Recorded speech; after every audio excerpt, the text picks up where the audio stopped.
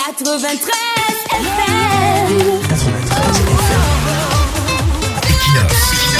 Radio. L'infamie des micros achetés quand l'ingratitude devient ligne éditoriale. Bonjour, le spectacle est récurrent et à force écœurant.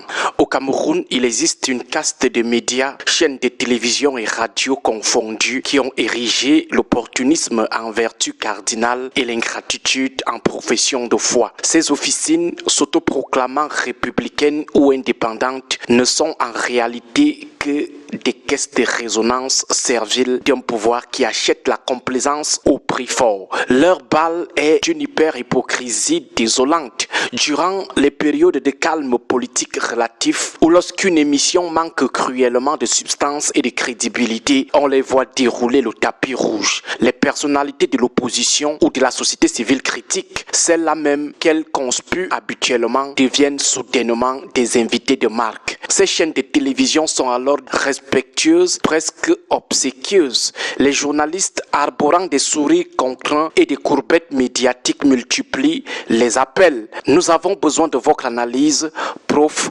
docteur, président. Votre présence est essentielle pour le débat. L'opposant ou l'acteur de la société civile courtisé, souvent par sens du devoir civique ou par désir d'offrir une voie alternative, se déplace, sacrifie son temps, son intelligence, parfois même ses maigres ressources de transport pour honorer ses plateaux. Il répond aux questions, enrichit le débat et confère involontairement une légitimité et une audience à ces mêmes médias. Un jour le trahiront. Mais que le vent politique tourne, que la menace se précise pour les parents du régime et le masque tombe avec une violence inouïe. La mue est instantanée, brutale, déshumanisante. L'ingratitude n'est plus un défaut, elle devient la nouvelle ligne éditoriale. Les heures passées ensemble, les débats enflammés, les kilomètres parcourus par l'opposant ou l'acteur de la société civile fatigué ou malade pour répondre à leurs invitations, tout ça est effacé. L'opposant d'hier, l'invité républicain, redevient l'ennemi public. Le radical,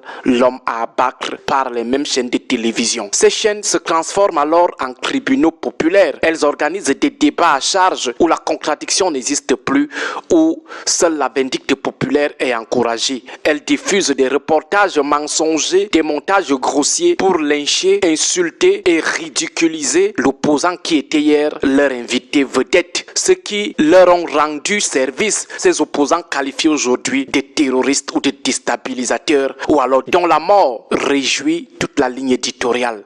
Le mépris sointe de chaque mot prononcé par des animateurs gracieusement payés par les mallettes de Yaoundé. Le cas d'Anissé Kané est à cet égard une cicatrice indélébile dans l'histoire de notre paysage médiatique. Cet homme, malgré sa santé chancelante, a honoré nombre de leurs invitations, offrant son temps et son verbe au micro de ces mêmes chaînes qui l'ont raillé lors de son arrestation, qui ont fait un tapage sur les humiliations qu'on lui a infligées. Ces chaînes de télévision qui ont même dit qu'il a fait pipi dans le pantalon. Il enrichissait d'ailleurs les plateaux télé de ces chaînes. Il a enrichi leur dimanche politique, leur a permis de vendre de l'audience. Pourtant, lorsque l'adversité politique l'a amené à l'arrestation, l'ignominie fut totale.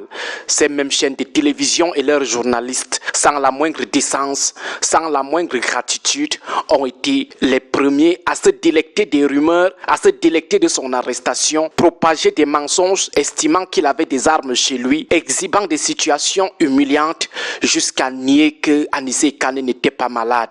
Hier, utile, aujourd'hui, il fallait le vilipender, le jeter à la curée, allant jusqu'à lui souhaiter le pire, se réjouir de son arrestation et être le premier à soutenir aujourd'hui qu'Anissé Kané a été bien traité de son arrestation à sa détention. Cette attitude de ceux-là à qui il a porté son soutien pour animer leur débat révèle une perte d'humanité sidérante dans notre presse. Ces médias ne pensent qu'à la manne financière et aux privilèges octroyés par le régime de Yaoundé.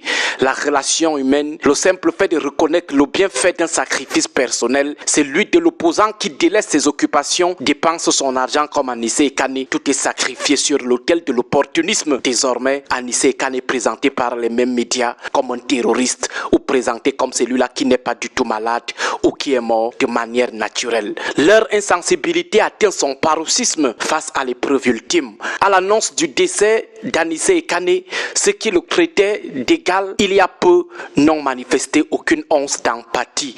L'animosité a survécu à la mort. Le cynisme absolu de certains médias au Cameroun. Ces médias ne sont pas le quatrième pouvoir. Ils en sont la béquille servile. Ils ne cherchent pas la vérité, ils cherchent la prime. Ils ne sont pas des journalistes, mais des courtiers en propagande dont la seule éthique est la fidélité à la mallette d'argent de Yaoundé. Il est donc temps de nommer cette soumission. Cette soumission s'appelle l'ingratitude crasse déguisée en journalisme.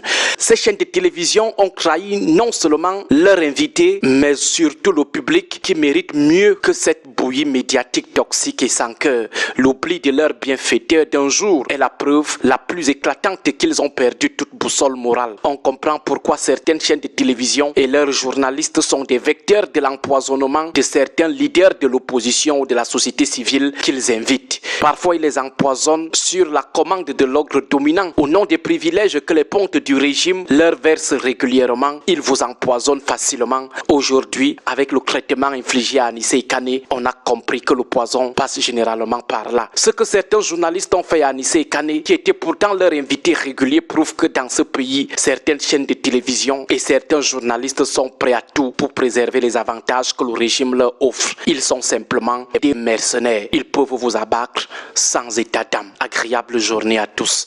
Que le Seigneur et nos ancêtres nous protègent. 93